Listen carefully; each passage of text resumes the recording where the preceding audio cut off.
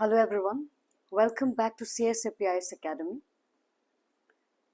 This is our third editorial discussion, and as we had promised you that we are going to bring to you the most relevant and the most important editorials from across different newspapers throughout the week in our editorial session. So, these are the topics for today. Why is dairy India's most inclusive economic resolution? So ইয়াত আমি চাব গৈ আছো dairy sector to as a sector most inclusive economic revolution কিহৰ কাৰণে হৈছে okay for green transition India can fall back on itself. Next, green transitionৰ ক্ষেত্ৰত যেটো আমাৰ developed countries or developing countries মাজত আমি দেখিছো এটা constant tussle চলি থাকে about climate finance, about the support that the developing countries they require from the developed nations. হেখিনিৰ ক্ষেত্ৰত ইণ্ডিয়াৰ কি ৰোল থাকিব পাৰে আৰু ইণ্ডিয়া কি কৰিব লাগে নিজৰ এই গ্ৰীণ ট্ৰানজিশনটো ফুলফিল কৰিবলৈ. Next, for the disabled, recognition doesn't always mean rights. এতিয়া আমি কৈছো যে disabled যেখিনি আমাৰ communities or যেখিনি specially abled হয় তেওঁলোকৰ কাৰণে recognition মানে অকল rights টোৱে নুবুজায়. Recognition goes far beyond rights, and what is it? We will find out. So, our first topic to asile why is dairy India's most inclusive economic revolution? Etia আমি জানো যে dairy sector to India pillar হয় বা one of the core sectors হয়. কিন্তু যেনেকে industrialization হৈ গল বা আমাৰ agriculture হৈ গল, have we seen uniformity in terms of development in the dairy sector? No. The writer says that dairy sector to India সবতছে বেছি inclusive economic revolution হিসাবে আমি চাব পাৰো আৰু reasons খিনি highlight কৰি দিছে. But ইয়াত আমি নিজক সুধিব লাগিব because চোৱা আমি যেতিয়া editorial analysis এটা কৰো বা editorial এটা পঢ়ো writer জনৰ perspective টো বুজিলো তাৰ পিছত আমি নিজৰ এটা কি তাতে perspective দিব পাৰো. How can we look at the particular topic? হেতু আমাৰ actual target হ'ব লাগে. So যদি writer জনে dairy sector to India most inclusive economic revolution বুলি কৈছে তাৰ লগত reasons খিনি highlight কৰিছে আমি সুধিব লাগিব as Indians that actually কিহৰ কাৰণে dairy sector to এটা revolution আনিছে inclusivity. Second, across India আমি ইয়াৰ uniformity দেখা পাইছো নে? And third, যদি আমি uniform development বা inclusivity দেখা পোৱা নাই তেতিয়াহলে তাত কি reasons আছে. So, widest participation of producers. যেতিয়া আমি editorial discussion কৰো ন ইয়াত আমি হে author জনৰ perspective to refers analyze কৰিম. তেখেতে কৈছে widest participation of producers. More than 8 crore rural households are engaged in dairying. আমি জানো যে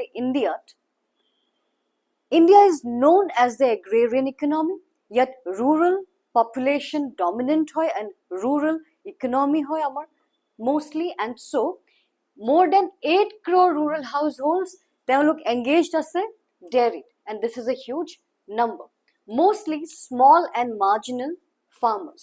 আমি জানো যে ইণ্ডিয়াৰ যেটো তোমাৰ small land holding আছে বা যেনেকৈ আমি farmers খিনি categorize কৰিব পাৰো big land holdings or তেওঁলোকৰ land holdings খিনি larger হয় 1 hectare se ne 1 hectare se kom hoy hetu basis of small aru marginal ba small and large farmers ot ami classify koru.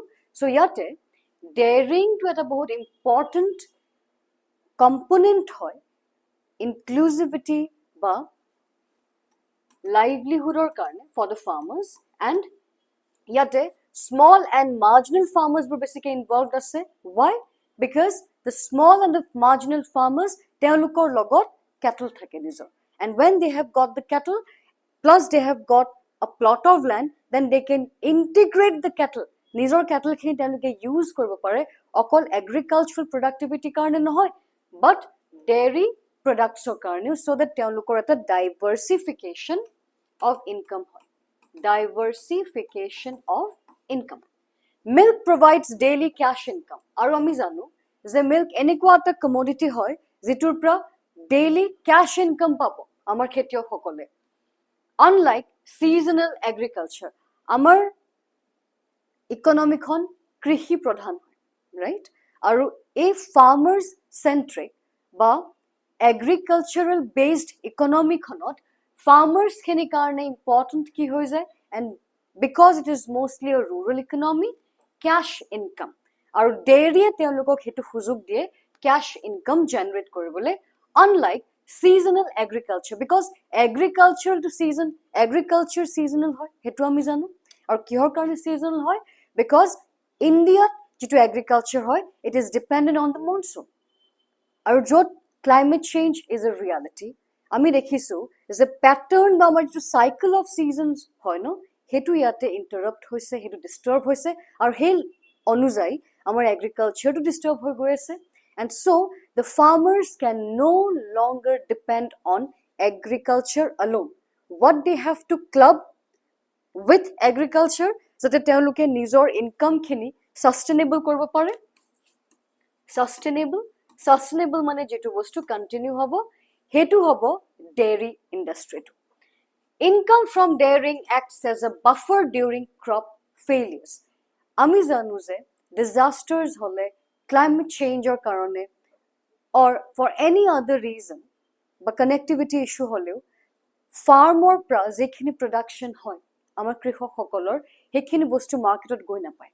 Maybe connectivity loss হৈ গ'ল, disaster আহিলে, বা crop failure হৈ গ'ল. এই যিমান বিভিন্ন প্ৰকাৰৰ reasons হ'ব পাৰে ন, এইবিলাকৰ কাৰণে agricultural failure হ'ব পাৰে. So dairy পৰা যেটো income আহিব, হেতুৱে তেওঁলোকক এটা cushion দিব, এটা support system দিব, এটা buffer হিচাপে কৰিব, যাতে তেওঁলোকে সেই shock খিনি absorb কৰিব পাৰে. সেই shock of what? The shock of crop failure. So this is the impact of dairy cooperatives in India. আৰু যেতিয়া আমি dairy sector কথা কওঁ, তেতিয়া হলে we'll have to mention the importance of the cooperative sector in India. So next writer কি কৈছে, women centric growth. যদি আমি dairy sector কথা কৈ আছো, তেতিয়া হলে ইয়াতে over 48,000 women led dairy cooperatives emerge হৈছে ইন্ডিয়াত ইতিমধ্যে. আৰু 48,000 women led dairy cooperative, এটোৰ পৰা আমি কি পাইছো, এটোৰ relevance কিহৰ লগত আছে?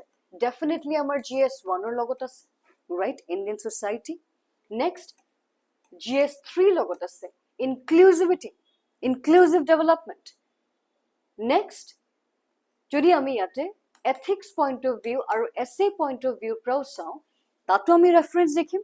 ethics ত কেনেকৈ গম পাম that ইয়াতে gender equality or feminine or female oriented, female centric development, this is an example of women led development.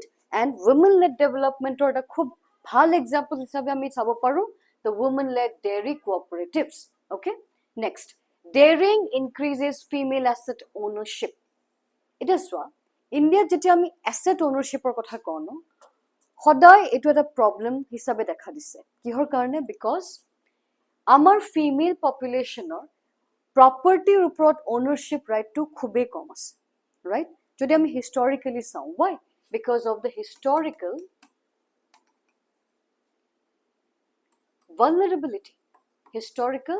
vulnerability. Now female asset ownership মানে কি বুজিছা? that property বা capital যেটা ফিমেলে নিজৰ নামত own কৰে, that means তেওঁলোকে হেখিনি বস্তু use কৰিব পাৰিব নিজৰ income generationৰ কাৰণে, নিজক এটা self reliable source of income দিবলে. For example, ইয়াতে মই mention কৰিব বিচাৰো আমাৰ যেটো অৰুণোদয় আঁচনি অসমৰ অৰুণোদয় আঁচনিৰ মূল উদ্দেশ্যটো কি হয়? কিহৰ কাৰণে ঘৰৰ মহিলা গৰাকীৰ একাউণ্টত এমাউণ্টটো ট্ৰান্সফাৰ কৰা হয়?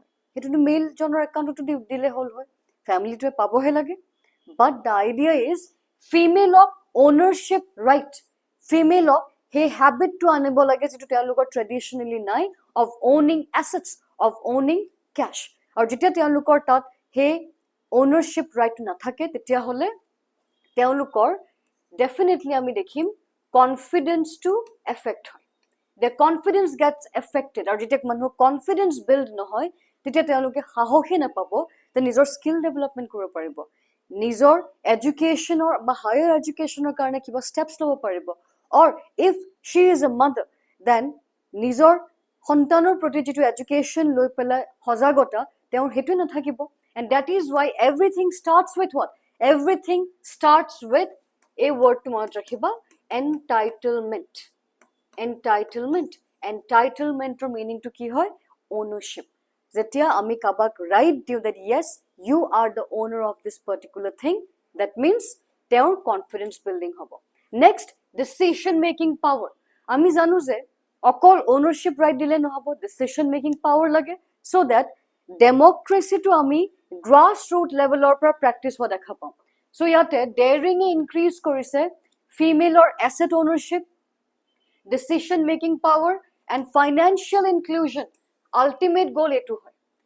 মুখ্যমন্ত্ৰী আমি অৰুণোদয় আঁচনি কথাই কওঁ বা আমাৰ যিমানবোৰ মাইক্ৰ ফাইনেন্স ইনিচিয়েটিভছ আছে or self employment generation initiatives আছে, entrepreneurship boost kora, skill India hoy gol, stand up India hoy gol, egutebur entrepreneurship boost koribole skill development or karone hoy, kintu ultimate goal to ki hoy that manuhok hobolombi koribo para aru logote financial inclusion boost koribo para. It is one of the few sectors where women dominate production while retaining income autonomy. It is so. Etu enequata sector hoy dairy sector to jot women etiao autonomy, income autonomy to ziai rakhise. Income autonomy mane sobot se besi income kar bhagole jay, women folk or bhagole jay. Okay, and this is the article. Etu the clip hoy jor pra ami editorial to loisu. Next, writer mote kisuman challenges ase dairy sector to jeneke low productivity. India has a large cattle production but low per animal milk yield. It is so. Large cattle production ase but low per animal milk yield. Yat jodi ami sao eta reason artificial insemination boli eta method ase. Artificial insemination di pelai ami breed or quality to enhance koribo paro, because ami janu je breed or quality to upor depend koribo the quality and the quantity of the milk produced, right? So artificial insemination use kori pelai breed or quality to ami enhance koribo paro. And kintu India jodio amar number ase no okol about 30% cattle or hai artificial insemination kora hoise etialeke. I repeat, about 30% he kol kora hoise. So kiman dangor ta portion amar left out ase a scientific intervention tur pra, aur science se touch koribo nwara karone ami dekhisu je amar cattle or jetu productivity hoy no hetu kobat holo eta bahut kom hoy. Optimum to ami reach koribo parai na, optimum mane jetu amar karone best hoy, the best boli ami kobo nwaro because বহুত situations থাকে, কিন্তু আমার কারণে যেটো best হয় হেতুক আমি optimum বুলি কওঁ, অপটিমাম, রাইট? সো আমি অপটিমাম টু এতিয়ালৈকে অ্যাটেইন কৰিব পৰা নাই, তাৰ ৰিজনটো হৈছে অকল about 30% হে আৰ্টিফিশিয়াল ইনসেমিনেশন কৰা হৈছে. এতিয়া যদি মই কওঁ যে যিবোৰ আমাৰ তোমাৰ ক্যাটল কোৱালিটি হয়, আমি সেই ক্যাটল কোৱালিটিটো কেনেকৈ গম পাওঁ? চোৱা, ক্লাইমেট চেঞ্জৰ প্ৰভাৱ ক্যাটলৰ ওপৰতো পৰে, ক্যাটলৰ হেলথৰ ওপৰত পৰে, ক্যাটলৰ ব্ৰিডিং or ক্যাটলৰ মিল্ক প্ৰডিউসিং কেপাসিটিৰ ওপৰত পৰে, আৰু হেতু কাৰণে আমাক সাইন্টিফিক ইন্টাৰভেনশন লাগে. আৰু কিছুমান এনেকুৱা টাইপস থাকে ব্ৰিডৰ যিবিলাক ব্ৰিডে আমাক হাই কোৱালিটি আৰু বেছি এমাউন্টত মিল্ক দিব পাৰে. প্লাস যেনেকুৱা সিচুয়েশনে নহওক, এটা ক্লাইমেট চেঞ্জৰ কাৰণে আমাৰ টেম্পাৰেচাৰ ৰাইজ হৈছে, এটা সেই টেম্পারেচার রাইজ হওয়ার কারণে হিট resistant আমাক কিছুমান লাগিব ন breed so heat resistant breed বিলাকে আমাক কি কৰিব আমাক sustainably milk produce কৰিব পাৰিব আমাক sustainably milk to ইয়াত দিব পাৰিব right so তোমালোকে চাগে শুনিছা গিৰ ব্ৰাহ্মণ এবোৰ কি হয় এবোৰ হৈছে heat resistant breed of cattle gir brahman ami eta advertisement dekhu a2 cow diplai ghee banai a2 cow pra jitu milk extract kore tar pra ghee tu banai so your meaning to ki hoy heat resistant ba eta high quality breed or cattle hoy aur hetu korile amar ki paisu climate resilient heat resistant ami breeder kotha yat koi asu so India has a large cattle population but low per animal milk yield because ami yate animal ba cattle tour efficiency boost koribole yate basically ami hokkam hua nai high feed cost and limited fodder availability reduce economic viability etia saba jetia ami cattle kotha koisu tetia hole feed eta very important element hoy jay feed aru fodder jodi ami feed aru fodder to tatu atmanirbhar ami hobo paru keneke amar jiblak agricultural waste hoy he waste khinik ami use koribo paru for example alfalfa buli amar eta crop ase jodi ami hetuke use koru fodder hisabe feed hisabe tetia hole ami dependent hobo na lage for some other kind of feed or fodder ami tatu atmanirbharta pabo paru okay so limited fodder availability is a problem and second is quality our quantity tar logote aro ta bostu important hoy jay in this era of climate change hetu ki hoy climate resilient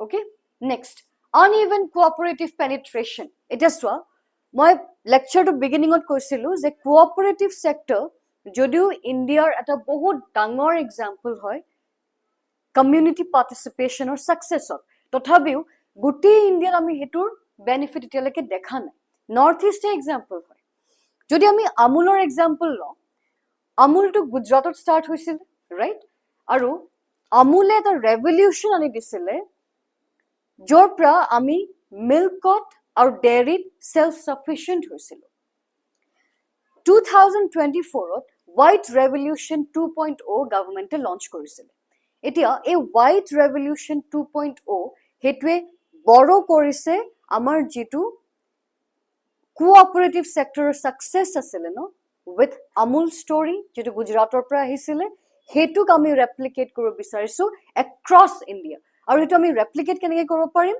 jetia ami cooperative sector to ensure korim that penetrate hoise gutei country khonot aru penetrate hua mane ami ki bujaisu is every level state or pra district or pra community gram level ole jete ami dekhim je cooperative sector or awareness cooperative sector or success or cooperative sector or benefits gute khini manuhe gom pao aru hetur pra kihor karone ami boost pam economically because amar grassroots economic khon yate growth hobo second amar farmers khini aro beshi resilient hobo because you see climate change has made it impossible for us to rely only on one source of income. We need to have other backups. We need to have equally strong sources of livelihood and dairy is a very good example of such a livelihood source. Now, while Gujarat and Karnataka have strong cooperative ecosystems, many eastern and northeastern states remain dependent on informal vendors, non-transparent pricing and lack of cold chain infrastructure.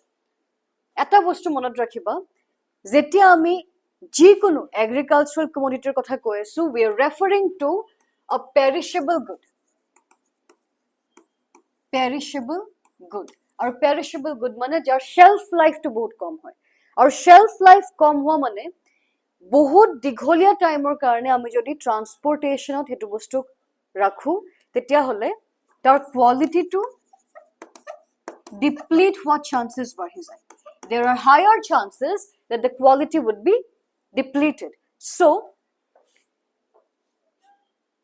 what is important is that the informal vendor system they should be eliminated because informal vendor system that is an obstacle it is an obstacle kihor karone hoy because it is not allowing our cooperative sector it is not allowing our farmers or the people jekhini dairy sector involved ase to come together in a formalized way remember whenever a sector has to succeed first of all what is required formalize them organize them in a very holistic and proper manner.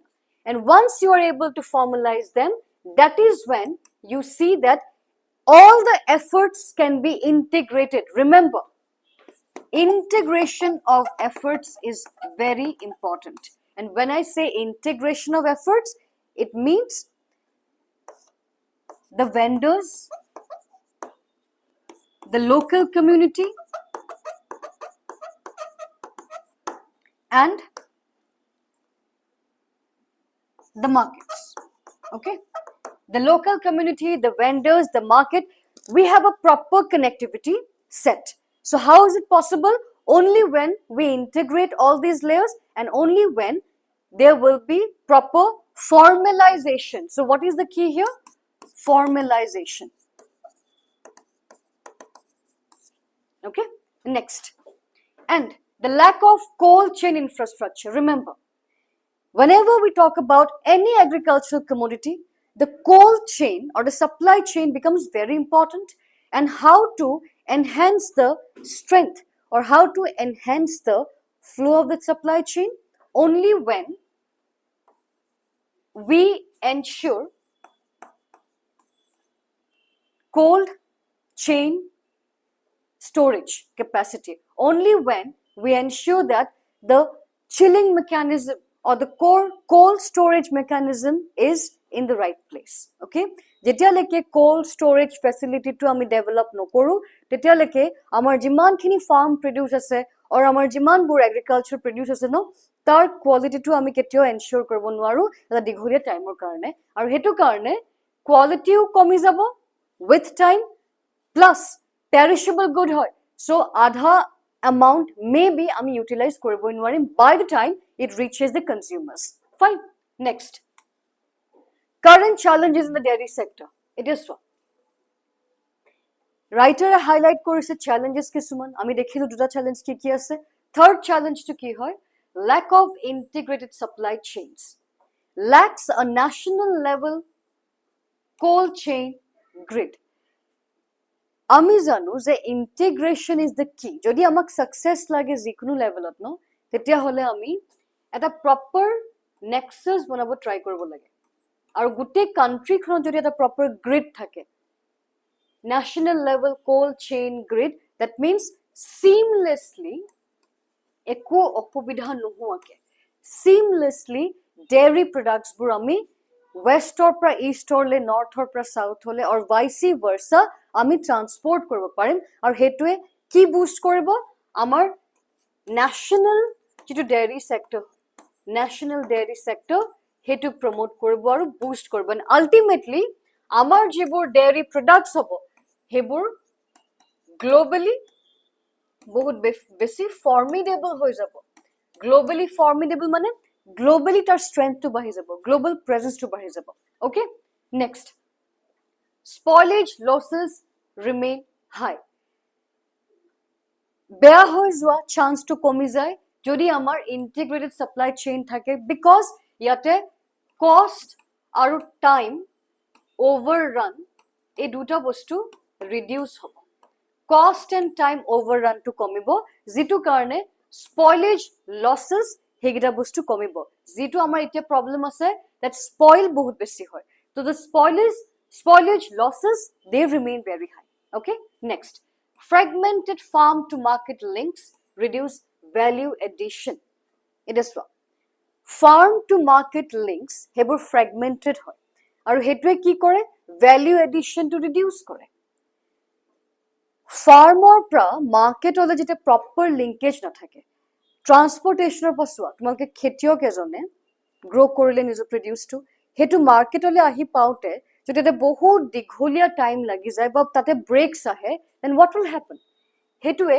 Value এডিশ্যনটো ক'ৰবাত reduce কৰি দিব Y because value addition কেতিয়া হ'ব যেতিয়া quality হাই থাকিব যদি এই ফাৰ্মৰ পৰা মাৰ্কেটলৈ আহোঁতে টাইমটোৱে বেছি লাগে তেতিয়া কোৱালিটি ড্ৰপ হ'ব আৰু কোৱালিটি ড্ৰপ হ'লে ভেলিউ এডিশ্যন ছাকচেছফুল হ'ব জানো নহয় আমি ভেলিউ এডিশ্যন প্ৰপাৰ নাপাম next environmental and climate pressure তাৰ আগত মই এবাৰ জাষ্ট বুজাই দিব বিচাৰিছোঁ the meaning of value addition এতিয়া চোৱা ডেইৰী প্ৰডাক্টছবিলাক হওক বা যিকোনো এগ্ৰিকালচাৰ কমোডিটিয়ে লোৱা যদি আমি ভেলিউ এডিশ্যনৰ কথা কৈছোঁ ন ডেট মিনছ সেইটোৰ পৰা আমি কেনেকৈ প্ৰচেছড এটা ষ্টাফ বনাব পাৰিছোঁ ফৰ এক্সাম্পল মেংগো দি পেলাই আমি প্ৰচেছ কৰি পেলাই পিকল বনাইছোঁ অৰ যদি আমি কোৱালিটি এনৰিচমেণ্টৰ কথাই কৈছোঁ ৰাইচৰ আমি কোৱালিটি এনহেঞ্চ কৰি পেলাই ভাইটামিন এ ৰিচ গোল্ডেন ৰাইচলৈ কনভাৰ্ট কৰি দিলোঁ so' value addition can be done in multiple ways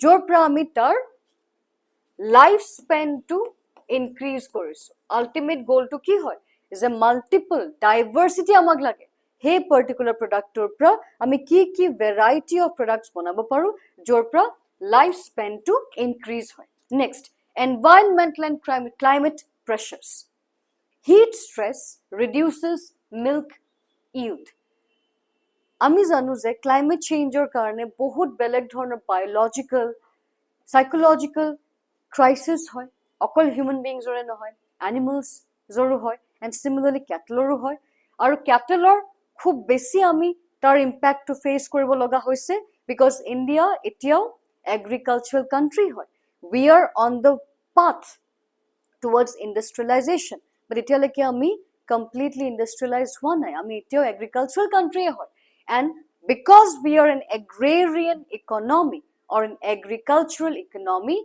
so we are still dependent on the quality and the health of our cattle. So, heat stress due to climate change, it has reduced the milk yield. Milk dibo para hokti, hetu komai dise amar cattle bilakor. Fodder scarcity due to erratic monsoons.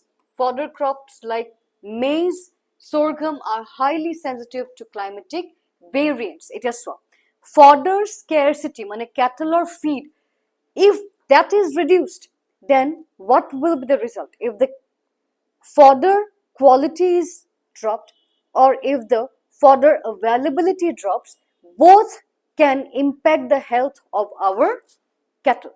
So, fodder scarcity due to erratic monsoons. Erratic mane unpredictable.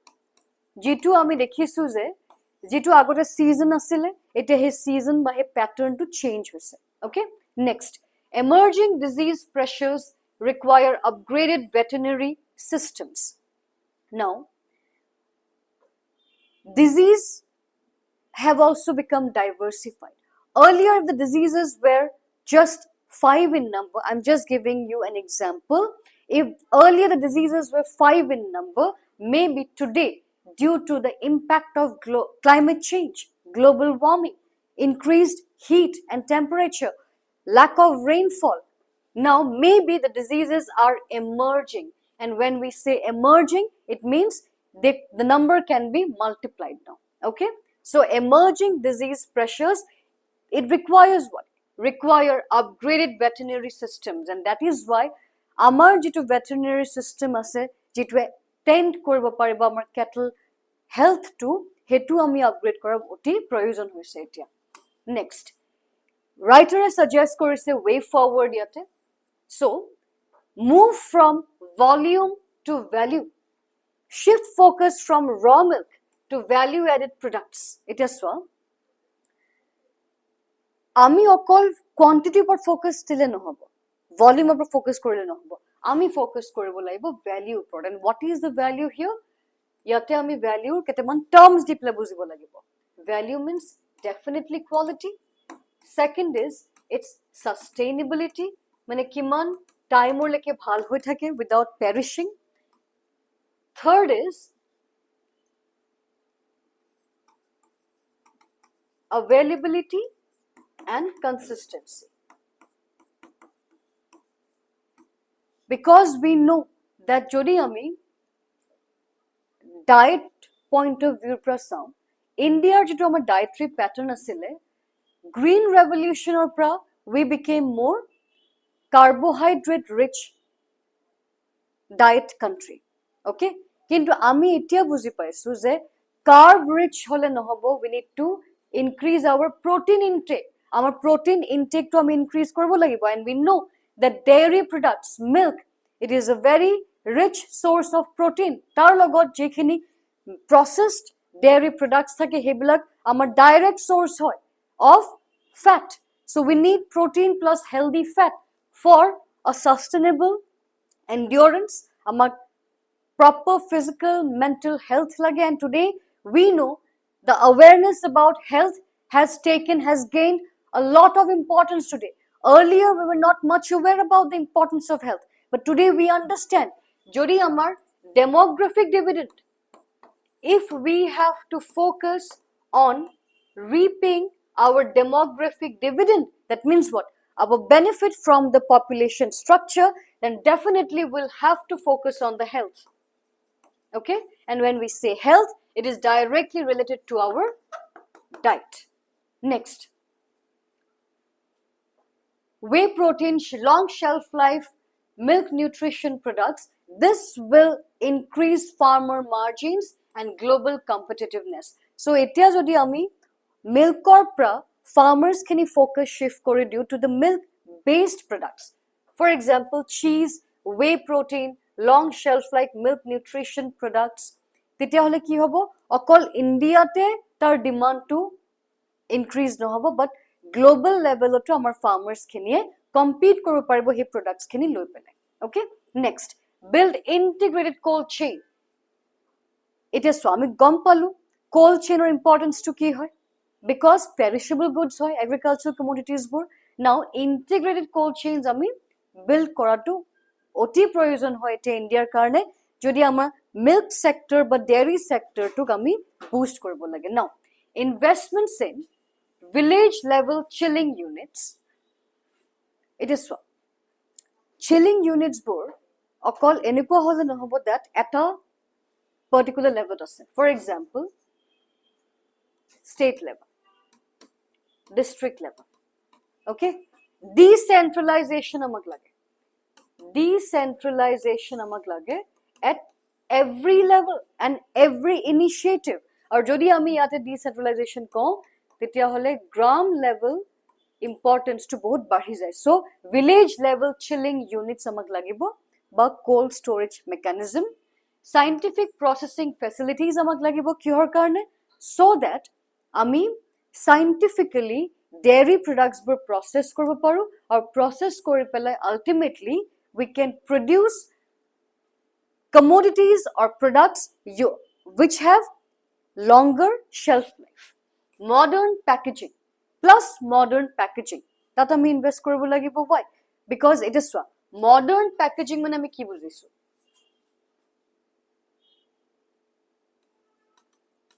biodegradable material, biodegradable materials loisu, or sealable packages ami use korim. Okay? Ami jetia sealable packages use korim, biodegradable materials ami use korim, tetia hole ki hobo amar environment friendly practice ami yate korisu. Our environment friendly practice to amar right from the method of production to the method of consumption, ami gute chain to biodegradable materials use koribo parim, plus environment friendly methods ami apply koribo parim. Logistics networks, the most important. Ami jimane bhal yield produce no koru kyo, no matter how wonderful the quality is of our dairy products or how huge is the quantity of our dairy products, ultimately what's going to make a difference is how well connected are we as a nation. Nation khonor jodi ami gutekhini regions properly connect koribo paru, this is going to actually help us get the maximum benefit from whatever developments we do in our agricultural or in our dairy sector. I repeat, যিমানখিনি আমি initiatives নলওঁ কিয়, এই গোটেই initiatives বিলাকৰ আচল আমি যিটো বেনিফিট সেইটো আমি কেনেকৈ গম পাম, যেতিয়া আমাৰ কানেক্টিভিটি, যেতিয়া আমাৰ লজিষ্টিক্স সেইবোৰ বহুত বেছি স্মুথ হ'ব, আৰু লজিষ্টিক্স যেতিয়া বহুত বেছি আমাৰ চিমলেছ হ'ব, হেচল ফ্ৰী মানে কোনো অসুবিধা নোহোৱাকৈ, কোনো ব্ৰেক নাহাকে। যদি ব্ৰেক আহে, ভাবি লোৱা, suppose there is a break in the logistics, তেতিয়াহ'লে আমাৰ প্ৰব্লেমছ কি আহিব পাৰে? এটা হ'ব পাৰে, যদি আমাক 2 hours of travel লাগিছিলে, because logistics supply ক'ৰবাত disrupt হৈছে বা break হৈছে, maybe এই 2 hours পৰা আমাক 5 hours লাগিব এতিয়া, right? We will require more number of hours. Second, আমাৰ কি হ'ব? Because our number of hours have increased, that is why now we have to invest more. যদি আগতে আমাক X amount আমাৰ investment দৰকাৰ আছিলে, now we will require X square amount of investment. Okay? So, এইখিনি writer way forward হিচাপে আমাক suggest কৰিছে. Next, strengthen কৰিব লাগে cooperative আৰু producer institutions বিলাক. So, Amul type models, মই lecture beginningতে কৈছিলো that Amul আমাৰ কাৰণে এটা case study হয় বা best practice হয়. Remember, আমি APSC বা UPSC যেতিয়াই examples লিখিম ন, we'll have to list out different best practices, and Amul cooperative sector or the Amul success story, it was a best practice. So Amul type model আমি expand কৰিব লাগে underserved regions বিলাকলে. Underserved মানে যিবিলাকে এতিয়ালৈকে তাৰ benefit পোৱা নাই, এই cooperative sector benefit পোৱা নাই. Ahom by entire Northeast is another example of this. Strengthen farmer producer organizations for dairy. It is one. Remember, formalization at a term আমি পাইছিলো. Similarly, unorganized sector এটাত আমি যদি অর্গানাইজ কৰি দিব পাৰো, অৰ্গানাইজ কৰা মানে আমি কি কৰিছো, মোবিলাইজ কৰিছো আমি মানুহখিনিক grassroots levelত.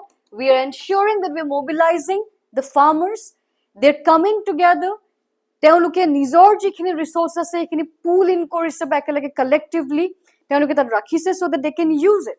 So cooperative sector or the farmer producer organizations এইবিলাকে সুযোগ দিয়ে আমাৰ দেশৰ কৃষিসকলক যে তেওঁলোকে নিজৰ যিখিনি এসেটস আছে, নিজৰ যিখিনি ক্যাপিটাল আছে বা নিজৰ যিখিনি স্কিলস আছে সেইখিনি ইউটিলাইজ কৰি পেলাই ভাল লেভেলত এটা ভাল স্তৰত গৈ পেলাই production কৰিব পাৰে, যিটো প্ৰডাকশনে অকল আমাৰ লোকাল ডিমান্ডটোকে সাস্টেইন নকৰে বা লোকাল ইকোনমিকখনকে বুষ্ট নকৰে, বাট হেতুৰ পৰা আমি প্ৰপাৰ মাৰ্কেট লিংকেজ পাওঁ এণ্ড আল্টিমেটলি গৈ পেলাই কি বুষ্ট হ'ব, আমাৰ যিটো global presence, the global competitiveness. And remember, WTO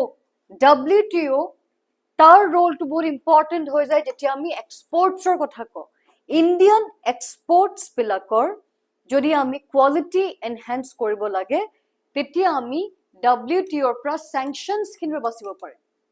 So what can be a way forward? Sanction মানে যদি আমাৰ দেশত প্ৰডিউস হোৱা কিবা এটা কমোডিটিৰ কোৱালিটি বহুত বেছি ভাল নহয় বা গ্লোবাল লেভেলত আমি কম্পিট কৰিব পৰা নাই, তেতিয়াহ'লে আমাৰ প্ৰডাক্টটো ৰিজেক্ট হৈ যাব, ৰাইট? মানুহবিলাকে গ্লোবাল লেভেলত আমাৰ কমোডিটিটো পাৰচেজ নকৰিব. সো আমি হেতুৰ পৰা কেনেকে ৰেক্টিফিকেশন বা হেতুক আমি কেনেকে কাৰেক্ট কৰিব পাৰো, যেতিয়া আমি গ্ৰাস ৰুট লেভেলত গৈ পেলাই আমাৰ পাৰ্টিকুলাৰ প্ৰডাকশন বিলাকক বা আমাৰ কমোডিটিজ বিলাকৰ টেষ্টিং কৰিম. আৰু টেষ্টিং আমি কেনেকে কৰিব পাৰিম? We need proper research mechanism. Amak lagibo groups, amak lagibo informed farmers, because sab bostu amar farmers bilakor prai jabo. To teolukor gyan lagibo soilor khetrot, teolukor knowledge lagibo climate or khetrot, teolukor knowledge lagibo ki dhonor teoluke seeds use koribo lage, ki dhonor teoluke pesticide fertilizer use koribo lage. And jetia leke amar farmers khini actually informed nohoy, আমি ক'ব নোৱাৰো যে ফাৰ্মৰ পৰা আমি যিখিনি products পাই আছো ন সেইখিনি এনভায়ৰনমেন্ট ফ্ৰেন্ডলি হয়, সেইখিনি আমাৰ হেলথ প্ৰমোট কৰিছে, সেইখিনি অৰ্গানিক হয়, বা সেইখিনি বস্তুৱে একচুয়ালি গৈ পেলাই যেতিয়া আমি প্ৰসেস কৰিম বা ভ্যালু এডিশন কৰিম, তাৰ পৰা আমি গ্লোবাল লেভেলত আমাৰ কম্পিটিটিভনেছটো আমি এক্সপেণ্ড কৰিব পাৰিছো নে নাই.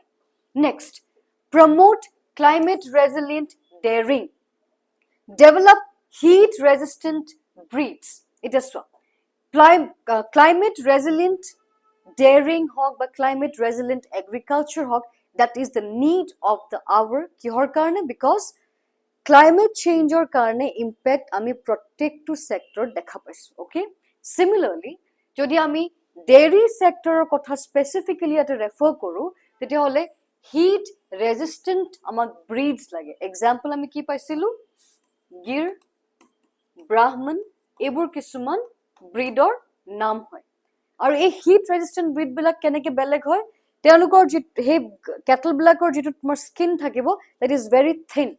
So they will have a thin skin plus jitu sweat korbo para capacity his sweating capacity too high hoy or sweat korbo para capacity high hua mane they are able to survive the heat survive korbo parise heat to and so they become heat resistant. Adopt sustainable feed systems tar uporot jitu cattle feed system hoy it sustainable ami korbo lage kihor karone so that hey feed system to ami continue koribo paru dikholia samoy karone plus hey feed system to pra cattle khini quality feed pai ase integrate biogas and waste to energy innovations it is so biogas at a both revolutionary mechanism boli ami kobo paru innovation boli ami kobo paru clean energy khetrot because biogas se amar jikhini agricultural waste hoy no hey agricultural waste khinik waste or pra energy le convert koribole help kore ba waste to wealth amar jitu eta concept ase no waste to wealth he concept to kamak agbahibole help kore waste khini convert kori pelai energy le so jodi ami ohomor example lo amar jitu compressed biogas industry to kod boni ase hunapur boni ase right hunapur hoise amar first to and etia jitu amar yate choli ase hetu guwahati to amar কথা চলি আছে about the biogas project first যোনটো আছিল এটো হুনাপুৰত হৈ গল so এটোৰ পৰা আমি কি গম পাইছো যে অসমো এতিয়া it is also emerging in the sector of clean energy to আমি দেখিছো আৰু biogas becomes very important যদি আমি clean energy integrate কৰিব লাগে agricultural waste or লগত এটা so agricultural waste it is a very big problem যদি আমি এনভায়ৰনমেন্টৰ পয়েন্ট অফ ভিউ পৰা চাওঁ যদি আমি এগ্ৰিকালচাৰাল ওয়েস্ট টু কমাব লাগে তেতিয়া হলে biogas becomes very useful and significant. Next, center state policy coordination.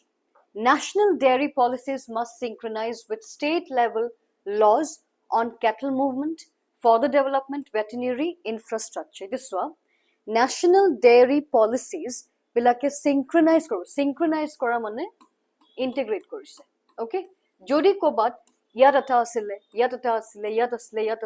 ei gute bor bostu ekelage anibode try korise so that eta initiative eta vision lo plug bahibo pare in terms of cattle movement further development further mane cattle karone jitu feed thake aru veterinary infrastructure আমি holistically যাতে ক্যাটলৰ ক্ষেত্ৰত যিমান ইন্টাৰভেনশন থাকে বা ক্যাটলৰ ক্ষেত্ৰত যিমানখিনি আমি innovation আনিব পাৰো সেই গুটেখিনি আমি কৰিব পাৰো so this is a main practice question তোমাকে try কৰিবা attempt কৰিবা এটো নিজে women led dairy cooperatives have become a powerful engine of inclusive and gender just economic growth in rural India. Discuss how the dairy sector enhances women's asset ownership, decision-making power, and financial autonomy. Suggest measures to further strengthen women-centric growth in India's agricultural value chains. Okay, so to bhalke sabba tumalke try koriba.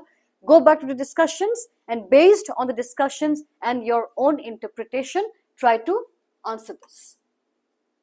So yate mo kobo bisarisu amar jetu CSAP launch kora fresh initiative to bihoye that is the pre-fit initiative.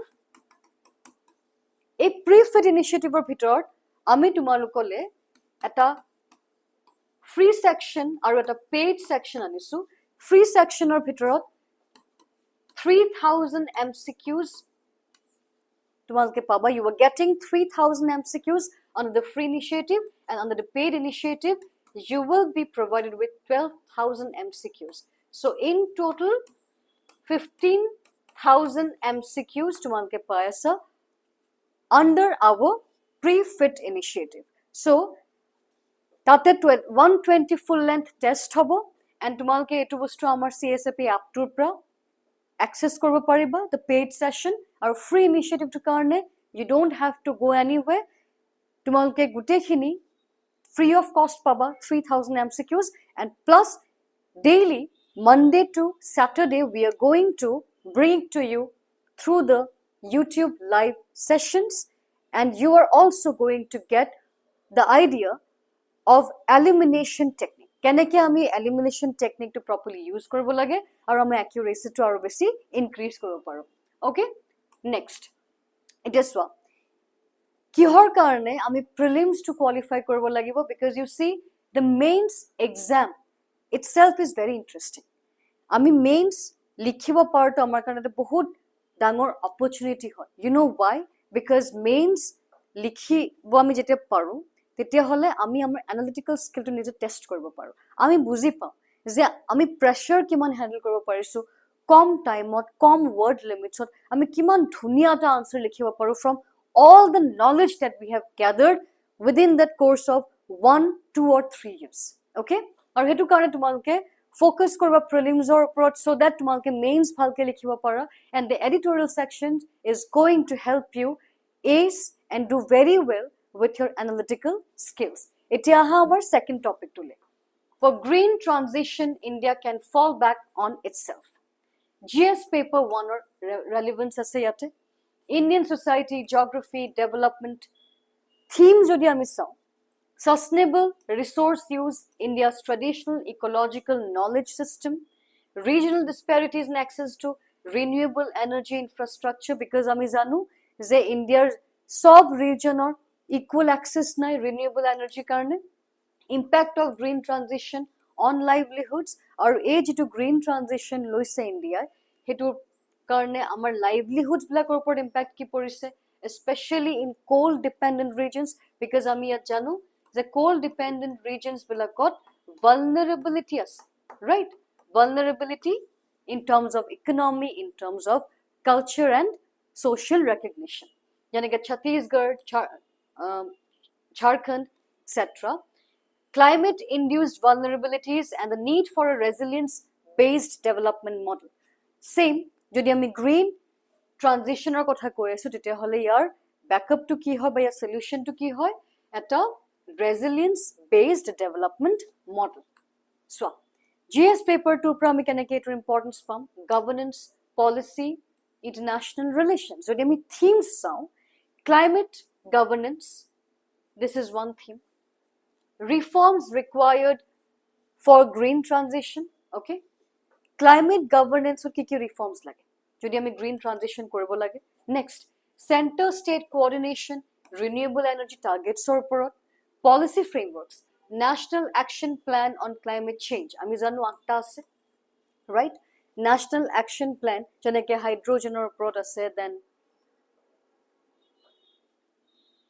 different kinds of innovative approaches jetu pra ami climate change to mitigate koribo paru what is the ultimate goal mitigating the climate change or mitigating the impact of climate change national green hydrogen mission etu amar clean energy karone jetu amar transition hoy hetu smooth korise next national electric mobility mission a electric mobility mission etur pra ami we are also tackling the issue of man made or human induced manuhor dwara jekhini hoy human induced global warming okay human induced global warming jodi ami kobo paro ekdom eta practical example that is the traffic congestion that is the kind of vehicles that we have been using etia ami shift koribo lage under this hybrid models ole and green models ole fine jetu ami EVs boli ko next renewable purchase obligations eta debut tumalkor distribution companies thake electricity distribution company tehetor karone eta obligation thake that they will have to purchase the power, they have to purchase the electricity from green or renewable sources. So এটোৰ পৰা কি হ'ব? Boost পাব renewable power generation to. Fine. Next. IR dimension to the international relations dimension of a topic to reduce dependence on foreign fossil fuel, strategic autonomy, India's climate leadership, international solar alliance, life mission. আমি জানো যে COP30 যেটো তোমাৰ recently হৈ গৈছে তাতো আমি দেখিছো যে ইন্ডিয়াই বহুতখিনি ক্ষেত্ৰত উইন বা ভিক্টৰি আনিবলৈ সক্ষম হৈছে ডেভেলপিং কান্ট্ৰিজৰ হকে, ৰাইট? এণ্ড তেনেকুৱা ইণ্ডিয়াৰ বেলেগ বেলেগ কি পদক্ষেপ লৈছে বা কি ষ্টেপছ লৈছে, ইনিচিয়েটিভছ লৈছে, ফৰ এক্সাম্পল যেনেকৈ লাইফ ইনিচিয়েটিভ হৈ গ'ল বা সোলাৰ এলায়েন্স আছে, ইণ্টাৰনেশ্যনেল লেভেলত যাৰ ৰেলেভেন্স আছে, প্লাছ ইণ্টাৰনেশ্যনেল কমিউনিটিখনক একেলগে আনিব পৰা যিখিনিৰ কেপাচিটি আছে। নেক্সট GS পেপাৰ 3 যদি আমি চাওঁ, ইকনমি, এনভাইৰনমেণ্ট, সায়েন্স, টেক, তাৰ থিমছ হ'ব green industrial policy to boost domestic manufacturing, solar modules, electrolyzers, batteries. So these are the themes under GS paper 3. Atmanirbhar Bharat in the energy sector, reducing impact dependency on mostly amar indigenization upon my focus course yate. Okay, GS 3 point of view from jete sam will be focusing on the indigenization, technological self reliance, yat ami atmanirbharta aniba bisarisu. Fine. And green hydrogen. Next, EV batteries, biofuels, and ethanol hoy gol. Okay, grid modernization. Now, what is this grid modernization? Yato ami sabo lagibo keneke ami latest technology use korisu so that jeto tumar power distribution mechanism hoy no hetu revolutionize ami koribo paro. Next, climate finance, domestic green bonds, these are instruments, financial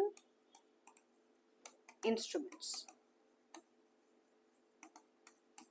Okay, so financial instruments use kore pela ami keneke climate finance koribo parisu, sustainable agriculture, solar pump, bioenergy, regenerative practices, environmental dimension jodi ami sam tetia hole target যেটো আছে আমাৰ 2070 লে net zero achieve কৰা, হেতু কাৰণে আমি কি কৰিব পাৰো? ওকে, নেক্সট মিটিং 500 গিগাৱাট non fossil fuel capacity by 2030. আমি জানো যে 2030 লেকে আমাৰ সাস্টেইনেবল ডেভেলপমেন্ট গোলও আছে। Okay, so all this themes would be covered under this article or this editorial. যদি আমি এথিক্সৰ পইণ্ট অফ ভিউৰ পৰা ৰেলেভেন্স চাওঁ, তাৰো থিমস আছে যেনেকে ইন্টাৰজেনাৰেশনাল equity, responsibility to shift clean systems. It is intergenerational equity mane ki? Equity mane ami janu fairness, being just. Okay, so responsibility ami lobo lagibo jate ami shift koribo paru to clean energy, responsible use of natural resources, respecting future generations. Aru yate ami Gandhijir kisman concept use koribo parim. For example, trustship, or trustship meaning to ki asile that future generationer karne ami preserve korisu azi, and we are actually borrowing the resources from our future generations, right? Ethical leadership in climate transition, yate environmental ethics concept to ahis of environmental ethics, transparency, justice, sustainability, just transition tech ethics. Just transition মানে আমি যেতিয়া clean এনাৰ্জিলে transition কৰি আছো তেতিয়া হলে আমি যাতে কাৰো লগত ইনজাস্টিস কৰা নাই। ফৰ এক্সাম্পল, সাপোজ আমি কোনবা এটা এৰিয়াত ক্লিন এনাৰ্জি বা বায়োগ্যাস প্লান্ট এটা আমি কনস্ট্ৰাক্ট কৰিব গৈছো। সেই বায়োগ্যাস প্লান্টটো যেতিয়া আমি তাতে বনাব গৈ আছো তেতিয়া হলে যিখিনি মানুহক আমি তাৰ পৰা ডিসপ্লেস কৰিম তেওঁলোকক যদি আমি প্ৰপাৰ ৰিহেবিলিটেশন দিছো, আৰু যদি তেওঁলোকক আমি প্ৰপাৰ ৰিহেবিলিটেশন দিব নোৱাৰো তেতিয়া হলে জাস্ট ট্ৰানজিশন নহব। আমি এনভাইৰনমেন্টৰ ক্ষেত্ৰত ক্লিন এনাৰ্জিলে ট্ৰানজিশনটো কৰিলো with the help of that particular plant, but he মানুহখিনিৰ লগত welfare হৈছে নেকি, বা সেই মানুহখিনিৰ লগত justice হৈছে নে নাই হোৱা? Therefore, just transition ethics.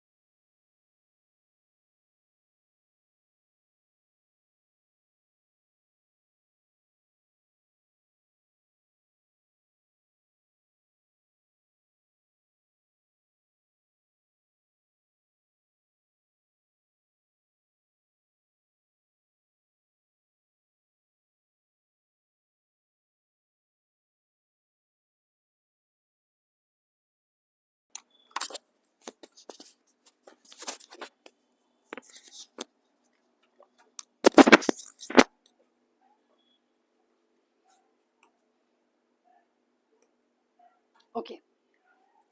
Introduction to this topic. This was the article, and this is very important.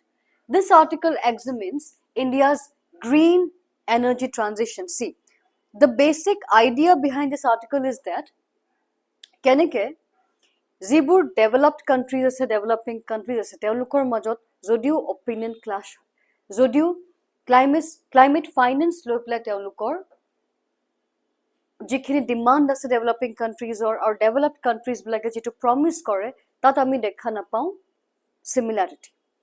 তথাপিও ইণ্ডিয়াৰ কাৰণে এই গ্ৰীণ ট্ৰানজিশ্যনটো সম্ভৱ হয়নে, আৰু ইণ্ডিয়াৰ কাৰণে এই গ্ৰীণ ট্ৰানজিশ্যনটো কিহৰ কাৰণে ইম্পৰ্টেণ্ট হয় সেইটোৰ ওপৰত এনালিচিছ এটা দিছে, বহুত ধুনীয়া, আৰু সেইটো কাৰণে মই এইটো এডিটৰিয়েল কভাৰ কৰিছোঁ। Okay, the article examines India's green transition in the backdrop of global uncertainties in climate finance. So our main reference or point of reference to article or climate finance. With the US withdrawing from the Paris Agreement and developed nations scaling back climate funding due to fiscal pressures, international climate finance commitments have weakened. It is so. Paris Agreement ami janu apex hoy jodi ami climate agreements kotha ko globally তাৰ পৰা USA withdraw কৰিছে, আৰু US আমি জানো তাৰ পৰা সবতছে বেছি funding আহে যি ক্ষেত্ৰতে নহওক। যদি ইউএসএ উইথড্ৰ কৰিছে পেৰিছ এগ্ৰিমেণ্টৰ পৰা, দেট মিনছ ক্লাইমেট ফাণ্ডিঙত কিবা এটা তাতে প্ৰব্লেম আহিব, উই নো ফাণ্ডিং কমি যাব, কিন্তু should it stop India from the green transition or should India try some other way? Let us find out. Despite these headwinds মানে আমি ইয়াত uncertainties খিনি কথা কৈছো, the authors argue that India should stay firmly committed to its net zero by 2070 goal. So author gizoni ইয়াত কি কৈছে যে যিয়ে নহওক কিয় ৰিজন বা যি অবষ্টেকল নহওক কিয় 2070 যিটো আমাৰ net zero target আছে ন, we should stick to it, relying primarily on domestic reforms, or mostly আমি ইয়াত reform কৰিব লাগিব আমাৰ laws বিলাক, domestic reforms, তাৰ লগত যেটো আমাৰ লাইফ ইনিশিয়েটিভ আছিল তাৰ ৰোলটো বহুত ইম্পৰ্টেণ্ট হৈ যায়, লাইফষ্টাইল ফৰ এনভাইৰনমেণ্ট। আৰু এই lifestyle for environment means what?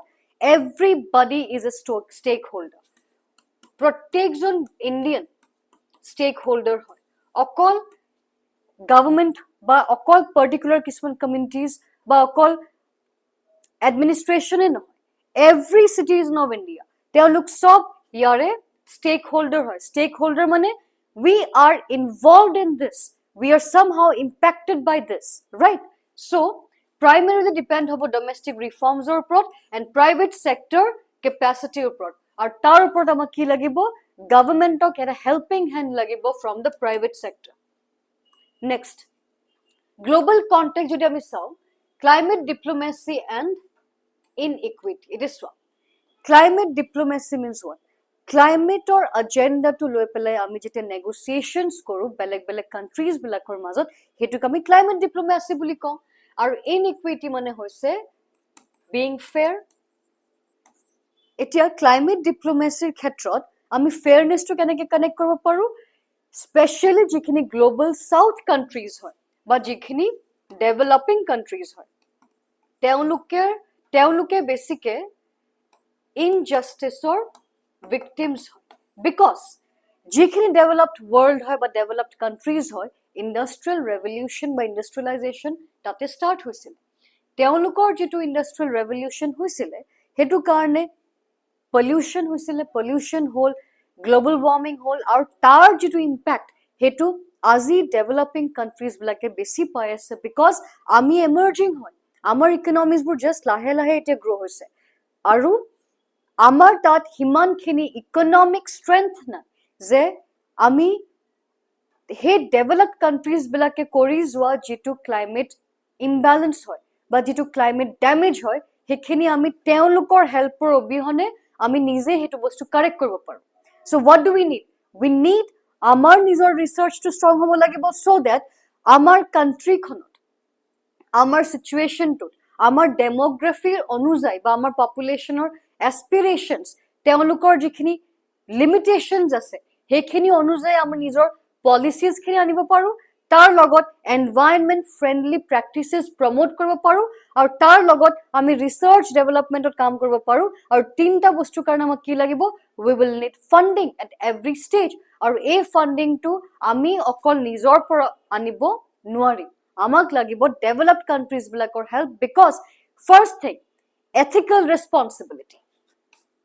ethical responsibility hey developed countries bilak responsible asile ei pollution to karne and second teolukor tat they have got economic strength or relative economic strength okay so COP30 and climate negotiations e jodi ami okol COP conference of parties or kotha ko tetehole etu eta event hoy jot countries bur ahi pelai they debate and discuss negotiate everything about the climate situation jikhini possible way forward hobo jikhini possible challenges ase and COP30 did not provide clarity on the availability of international climate finance it is so কিমানখিনি finance বা কিমানখিনি আমি climate funding পাম developed কাণ্ট্ৰিজৰ পৰা সেইটোৰ ওপৰত ক্লাৰিটি নাই বাট ইণ্ডিয়াই ভইচ হ'ব পাৰিছে অৰ ইণ্ডিয়াই স্পোক্স পাৰ্চন হ'ব পাৰিছে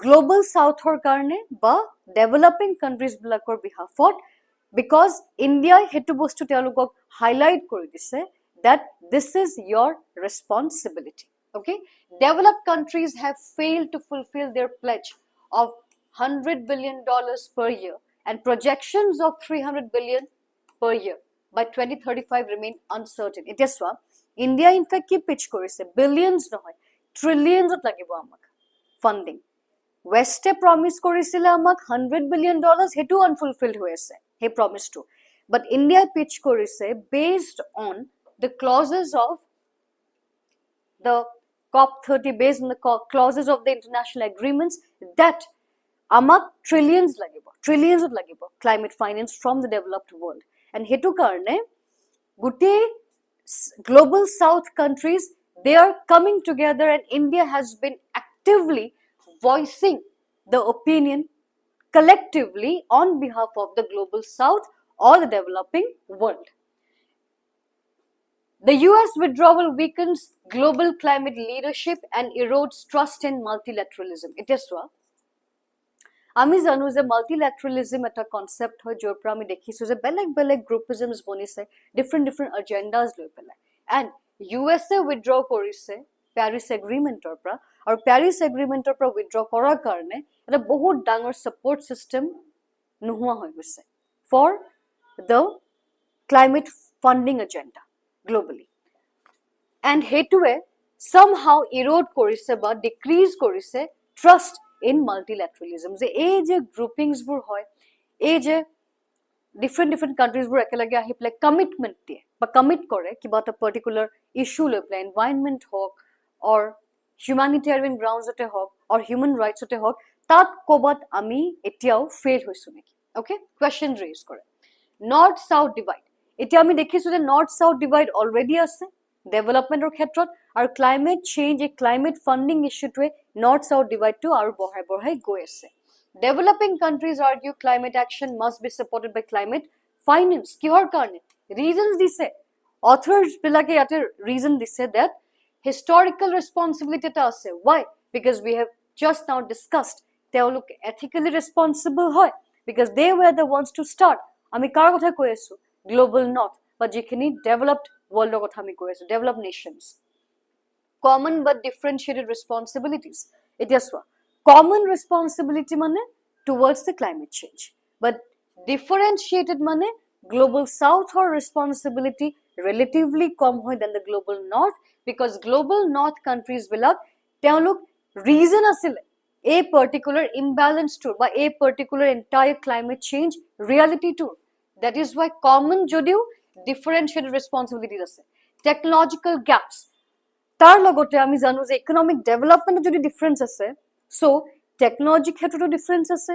এতিয়া যদি আমি কম্পেয়াৰ কৰো ওয়েস্টাৰ্ণ কান্ট্ৰি এখন ইষ্টাৰ্ণ কান্ট্ৰিৰ লগত বা ইষ্টাৰ্ণ পাৰ্ট অফ দ্য ৱৰ্ল্ডৰ লগত তেতিয়া হলে আমি টেকনলজি ট্ৰান্সফাৰ টাৰ্মটো জানো আৰু এই টেকনলজি ট্ৰান্সফাৰ টাৰ্মটো কিহৰ কাৰণে আহিছে বিকজ টেকনলজিক্যালি দেয়াৰ ইজ এন ইমবেলেন্স আৰু টেকনলজি ট্ৰান্সফাৰ মোষ্টলি ক'ৰ পৰা আহে ৱেষ্টৰ পৰা আহে কিহৰ কাৰণে আহে বিকজ তাতে বহুত বেছি তেওঁলোকে R&D ওপৰত ফোকাস কৰে and when they have a focus on R&D that means they are able to invest more on new technology okay और ताते जो new technology innovation होए से then tarpra developing world होले developing countries होले technology transfer होबो and so technological gaps is a reality next however actual climate finance flows remain below commitments kintu jitu ekhini hoy gol reasons kihor karone amak climate finance lage from the developed countries or the global north but actual jitu finance flow hoy no hetu etiao unfulfilled hoy ase ba below commitment level ase next jodi ami gs2 or gs3 point of view pra saw this article has got a lot of relevance governance point of view pa saba economic point of view pa saba environment ecology point of view pa saba okay the article argues that India's green transition moving towards a low carbon ami janu ami focus kori asu basically carbon sink develop koribole by using processes like carbon sequestration carbon sink mane ki bujaisu yate forest for example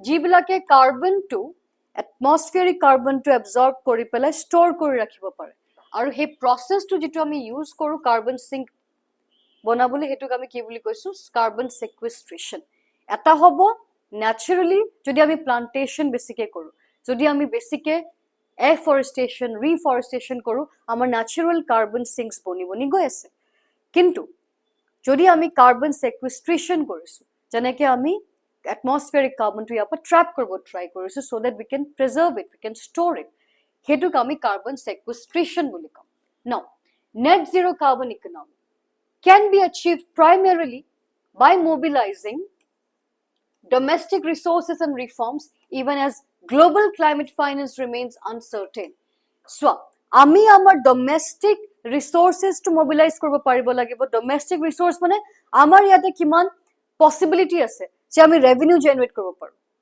যে আমি diversify করব পারো আমাৰ income সোৰ্সেস বোৰ প্ৰত্যেকটো সেক্টৰত beet agriculture যেনেকৈ আমি দেখিছো ডেয়াৰী সেক্টৰ ইম্পৰ্টেন্স যদি আমি বুজি পাওঁ তেতিয়া হলে ফাৰ্মাৰ্স বিলাক অকল এগ্ৰিকালচাৰ প্ৰডাকচনৰ ওপৰত ডিপেন্ডেন্ট হ'ব নালাগে they can depend on diversification of crops they can depend on value addition of those crops they can depend on dairy similar যদি আমি এমএসএমই সেক্টৰৰ ওপৰত ফোকাস কৰো যদি আমি ইন্ডাষ্ট্ৰিয়েলাইজেশনৰ ওপৰত ফোকাস কৰো তেতিয়া হলে আমাৰ যিবোৰ হেৰিটেজ ইন্ডাষ্ট্ৰিজ আছে টুৰিজম সেক্টৰ আছে ডিফাৰেন্ট সেক্টৰস অফ দ্য ইকোনমি এই গুটেই বিলাকৰ পৰা আমি ৰেভিনিউ জেনাৰেট কৰিব পাৰিম তাৰ ৰেভিনিউ জেনাৰেট হোৱা মানে আমাৰ ডমেষ্টিক ৰিসোৰ্স বোৰ মোবিলাইজ হৈছে নে নাই আৰু ৰিসোৰ্সত হিউম্যান ৰিসোৰ্স এটা বহুত ইম্পৰ্টেন্ট কম্পোনেন্ট হয় আৰু হিউম্যান ৰিসোৰ্স আমি কেনেকে ইয়াতে মোবিলাইজ কৰিব পাৰিম থ্ৰু কেপাসিটি বিল্ডিং আৰু কেপাসিটি বিল্ডিংৰ কাৰণে আমাক কি লাগিব we will need to vocationalize our education our primary levelৰ পৰা আমি ট্ৰাই কৰিব লাগিব যে আমাৰ কাৰিকুলামত vocational training skill development এখিনি বস্তু এটা component হিচাপে আমি দি যাব পাৰো and that is going to be the role of the national education policy the NEP 2020 okay next reforms আনিব লাগিব local level even as global climate finance remains uncertain আমি অকল global climate finance উপর depend হলে নহব because we have seen যেতিয়া আমি অকল এটা source উপর depend থাকো যদি তাতে disruption আহে তেতিয়া হলে আমি পঙ্গু হৈ যাও আমি হ্যান্ডিক্যাপ হৈ যাও right and that is why আমি আত্মনির্ভর হওয়াটা বহুত important with developed countries failing to meet climate finance commitments and geopolitical tensions worsening India must rely on internal policy corrections remember আমার যেখিনি policy আছে আমি হেখিনি যেটা rectify কৰিম analyze কৰিম তাৰ ওপৰত improvisation কৰিম তাৰ পৰা আমি আমাৰ answers বোৰ পাম efficient markets and private sector participation very important the PPP model climate finance and global governance challenges have been inadequate so inadequately addressed hoise etale climate finance or global governance challenges inadequately addressed hoise etale okay properly ami address koribo parna egita challenge withdrawal of US from the climate commitments janake Paris agreement hoy gol so hetur pra finance flow to upor eta bahut dangor hit ahise ba attack hoise next consequence for India ite Indiar karone ki consequence hoy authors gijone hetu highlight korise expectations from global climate finance have weakened it is so jehetu ami dekhisu je US withdraw korise Paris agreement or pra tar uporot western world khonor kunu yate unanimity nai or তেওঁলোকে agree কৰা নাই developing world বা developing countries খিনি যেটো বস্তু demand কৰিছে $300 billion plus India to trillion ৰাখিছে pitching to এতিয়া but তেওঁলোকে যেটো $100 billion হয় আমাৰ হেতু টাৰ্গেট এটা ফুলফিল কৰিব পাৰা নাই and so আমি হেতুৰ ওপৰত rely থাকিলে নহব will have to become self reliant implications for global south uncertainty forces emerging economies janake India to rethink reliance on concessional international aid ami revisit koribo lage ba rethink koribo lage kiman শতাংশ বা কিমান খিনি পাৰ্সেন্টেজৰ লৈকে আমি depend হোৱাটো উচিত হয় international agreements বা international commitments or ওপৰত okay that is the idea behind this editorial it is why India should commit to net zero by 2070 etu oporto বিশ্লেষণ কৰিছে author gijone decarbonization and growth are complementary it is ami janu je we are emerging economic kon emerge hoy ase hetu karone decarbonization amak lagibo because jodi ami okol growth opor focus koru tetia hole hetu unsustainable growth hobo pare so we need to focus on decarbonization mane environment friendly ways or kotha koi ase yat environment friendly or shifting to green clean energy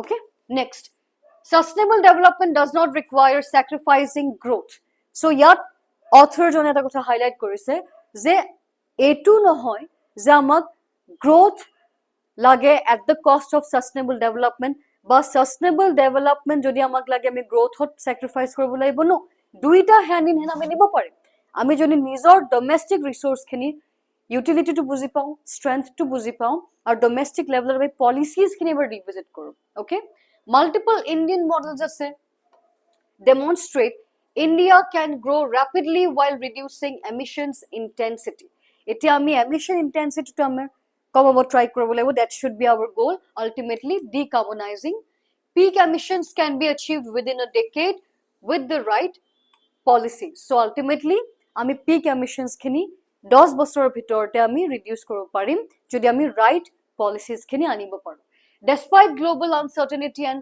shortfalls in international climate finance India should remain Indiaৰ কাৰণে এটা way forward দিছে ইয়াতে should remain committed to its net zero 2070 target. তোমালোকে environment ecology ক্ষেত্ৰত যি question নোপোৱা কিয়, this answer, this today's editorial discussion can be of help to you to address any question. যিকোনো question হওক environment ecology পৰা তোমালোকে এইখিনি content readily use কৰিব পাৰিবা. The transition is achievable through domestic policy reforms, power sector restructuring. It is what domestic level of policy reform korbo lagbo. Or domestic boli koisu mane decentralization kotha kobo lagbo ami. Okay. Next, power sector restructuring. Ami keneke power sector to PPP model to anisu. Then better regulatory frameworks strengthen korbo lagbo, democratize korbo lagbo. Private investment mobilization, public help korbo lagbo private sector so that PPP model or ami eta best practice hisabe ami at case study eta pao. Okay, best practice case study. Technological progress aru hetu karone ami invest koribo laibo kihor por R&D. Yet R&D amar boost pabo laibo. Next, strategic use of the MDBs. Now India's green transition can be led not by dependence on foreign support but by self-reliance, institutional reforms, private sector capability and ethical leadership. Very important. Tomake conclusion directly to use kore pariba. Amak laibo atmanirbharta, institutional reforms lagibo in every sector through lawmaking, private sector capability lagibo amak. Okay. Next, ethical leadership lagibo. So this is a mains practice question. Tomake nije attempt koriba etu. Okay, aru kiba confusion thakle you can go back to the article and try to attempt it on your own. A successful green transition in India must be anchored in domestic capabilities, localized renewable ecosystems and reduced dependency on global supply chains. Discuss in the context of India's strategy for clean energy, climate resilience and sustainable industrial growth, and A2 bahut besi probable hoy for the next upcoming mains, because this is about indigenization or atmanirbharta in terms of climate resilience. Next, the third and the last topic for today is, for disabled, recognition doesn't always mean rights. It is what jodi ami disabled boli ko yat amar ki relevance ahibo GS1 directly Indian society. Okay, jodi ami GS2 point of view pra sao, then governance, social justice, fine. Then jodi ami GS3 point of view pra sao, yate inclusive growth and ethics, GS4 ethics point of view pra this is relevant. Now core argument ki hoy, recognition and rights equal hoy na equal nohoy hetu boli koise. Recognize to korise legally that they are persons with disabilities, jituk ami PWD boli ko, but a recognition to a guarantee personal rights hetu uporte a analysis by editorial to hoy. The Supreme Court bench recently emphasized that the rights of persons with long-term health conditions like hemophilia, thalassemia, sickle cell anemia must be grounded in social justice and substantive equality. It is one. We have to focus on not just procedural correctness. Okol procedural correctness upor focus korle ami nohobo. We'll also have to focus on ensuring equity and holistic social justice. So, although these conditions are legally recognized as part of the Act's disability categories, so 21 the category divide korise disability to. So, jodio recognition paise under 21 categories, still many affected individuals remain excluded. Tothabio yate ami ki dekhisu, exclusionary issue to dekhisu ba exclusionary problem to ami yat dekha paisu. Okay, from entitlements, entitlement means from ownership, from being recognized, exposing a wider structural flaw in India's disability rights framework. Our structural flaw boli ami kihor karone koisu, because ami yat acknowledgement ক'বাত gap দেখিছো acknowledgement means তেওঁলোকক acknowledge কৰা নাই আমি that they need our help, they need the recognition or identification. Okay, next, the promise of the RPW Act 2016, that is the rights of the people with disabilities act. The act brought 3 transformative shifts: medical, socio-medical model. Etu saba এই এক্টখন কিহৰ কাৰণে ground breaking আছিলে because এইখন এক্টে কি কৰিলে যিমানখিনি আমাৰ PWD পিপল আছিল ন সেই গোটেইখিনি মানুহক মেডিকেল ফ্ৰণ্টত বা মেডিকেল গ্ৰাউণ্ডছৰ ৰেকগনিশ্যন দিলে সোচিও মেডিকেল মডেল বুলি আমি যেটো কওঁ disability is no longer viewed only as an individual medical defect. It recognizes that social and environmental barriers restrict full participation যেটোক আমি কি বুলি ক'ব পাৰো infrastructural apartheid বুলি আমি কওঁ infrastructural apartheid কি আছিল racial discrimination আছিল জানো ৰেচৰ ওপৰত বেস কৰি পেলাই ডিসক্ৰিমিনেট কৰিছিল সমাজখনক হেনেকে যেতিয়া আমি ইনফ্ৰাষ্ট্ৰাকচাৰটো এনেকে বনাও বিল্ডিংছ বোৰ হক পাব্লিক প্ৰপাৰ্টিজ বোৰ হক যেতিয়া আমি এনেকে কনস্ট্ৰাক্ট কৰিম যত পিপল উইথ ডিসেবিলিটি খিনিয়ে হেতু বস্তু ইউজ কৰিব নোৱাৰে ফৰ এক্সাম্পল এটা পাব্লিক বিল্ডিং আছে অফিস আছে হেতুলে যাবলে অকল ষ্টেয়াৰকেছ হে দিছে এলিভেটৰ নাই বা হুইল চেয়াৰ যাবলে হে স্লোপটো নাই তেতিয়া হলে হেতুক আমি কি বুলি ক'ব পাৰিম ইনফ্ৰাষ্ট্ৰাকচাৰ এপাৰথাইডৰ এটা এক্সাম্পল বুলি ক'ব পাৰিম সো ইয়াতে হেতু হাইলাইট কৰিছে যে অকল মেডিকেল কন্ডিশন নহয় বাট এটা সোশিও এনভায়ৰনমেন্টাল ব্যাৰিয়াৰ হিচাপে ৰেকগনাইজ কৰা হয় expansion from 7 to 21 disabilities আগতে অকল 7টা আছিল এটা 21 টা categories ত ইয়াত ইনক্লুড কৰি দিলে a wider spectrum of physical mental neurological and blood related conditions were added so এতিয়া অকল physical level নহয় neurological psychological then blood related গুটেইখিনি যিমানখিনি probable issues হ'ব পাৰে যৰ পৰা আমি actually a difference to people with disabilities of differentiate koribo from the rest of us so he categorization broad hoy gol rights based framework by approach move from a welfare orientation to enforceable guarantees of equality dignity autonomy non discrimination community living protection from violence inclusive education voting rights and access to justice it is so okol welfareism anile nohobo ami switch korisu new welfareism or new welfareism that means action oriented jeti ami new welfareism boli koisu here we are focused on action oriented approach aru agote jodi theory asile je welfare anibo lage eti ami focus korisu ki level ot ami actually welfare tu yate concretize koribo parim next the structural problem entitlements restricted to benchmark disabilities etia swa jikhini disability recognize kora hoise legally okol hekhinle he benefit to pai despite broad rights guarantees actual entitlements where benefits and state obligations are tangible apply only to persons with benchmark disabilities that is less than or equal to 40%. Okay, that means greater than or equal to 40%. That means what? 40% minimum hobo lagibo but greater than 40% hobo lagibo. Now etu hoy gol eta figure but statistics se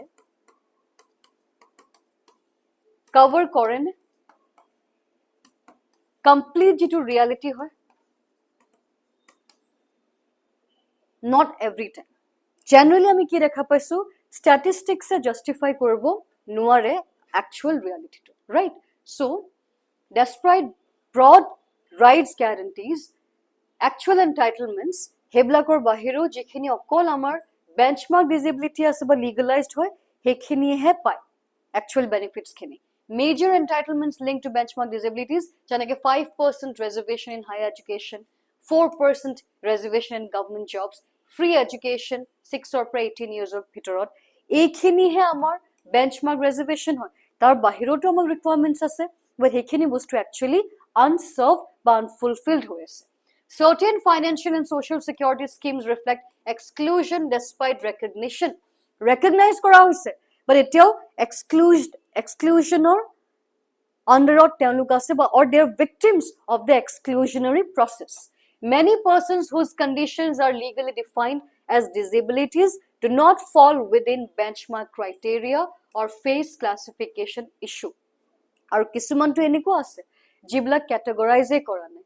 Eta hoise inclusionary issue, eta hoise exclusionary issue. Inclusionary issue mane hoise kisumanok include kora nai. Okay? So inclusionary issue. Aru exclusionary mane kisuman jiblakok recognize to kori loise, but actually they are excluded from the benefits. Exclusionary issue. 3 structural concerns identified. Prioritization of visible disabilities. Visible disability to ke prioritize kora hoy jitu bostu dekha pai ami hetue real boli bhabo kintu disability to je eta beyond the physical dimension jabo pare hetur upor amar focus na jay. That is one of the structural gaps according to the author. Traditional or easily diagnosable disabilities get priority. Marginalizing less visible or episodic disability. Less visible mane jekhini ami physically detect korbo noaru aru episodic mane jitu bostu chronic no seasonal hoy okay ba episodic hoy heblagu disability under porbo but hebur actually ami prioritize no koru. Next, disconnected system. 2016 Act versus 1995 era reservations. It is one reservations to ami jano যে আগৰ পৰা চলি আহিছে কিন্তু disconnected system এটা মতেহে চলি আছে. Despite legislative expansion, frameworks for entitlement have not been updated. G2 1995 reservation ami slabs dekhilu noi matro 5%, 4% plus this free education. Hey slab to etio continue hoi ase and this needs to be updated as per the new act. Double discrimination. Those excluded from reservation categories often also get rejected as medically unfit in unemployment. It is why recently Supreme Court এই বস্তুটো highlight কৰিছে যে আমি যেটো PWD category হয় no Hetuk acknowledge কৰিব লাগে and for that the state governments must do something with respect to the competitive exams. Okay? So, hetu state governments report erise. Left with neither fair chance nor affirmative action remedies, this deepens structural inequality. Jodi ami India's structural gap or kotha koi asu, eta structural inequality ase, jitu etu bostu aru besi heighten kori goi thake. Fine. Next, yar pra ami ki lessons paisu. Legal recognition doesn't ensure inclusion. Legal is a recognition ase that doesn't guarantee that they are included.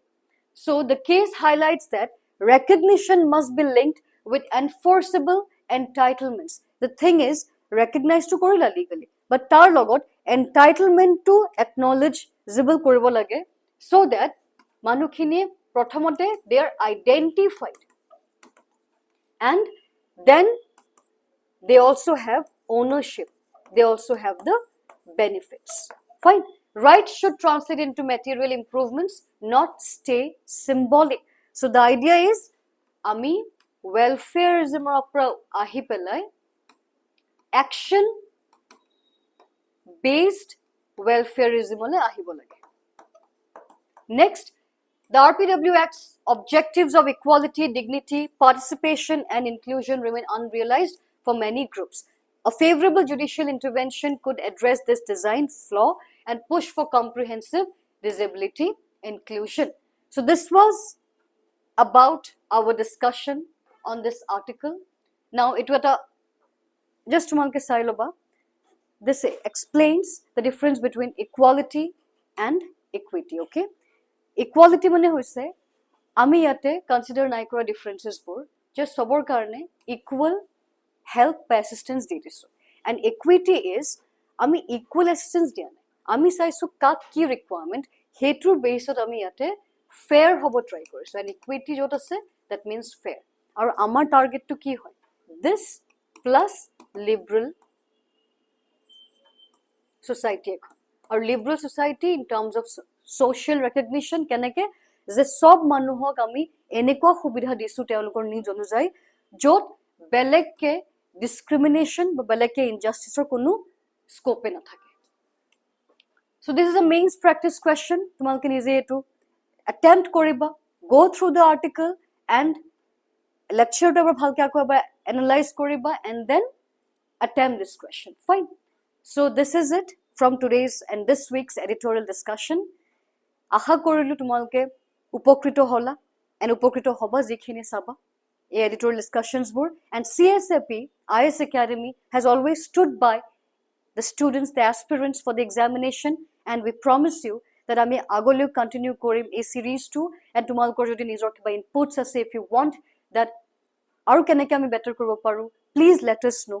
And মই এইটো language টো specifically অসমীয়াত ৰাখিছো, লগতে ইংলিছো use কৰিছো, so that আমাৰ students খিনিৰ editorial section টো বুজাত অসুবিধা নহয়, because problem টো হয় language, যেতিয়া editorial section আমি পঢ়িব লাগে.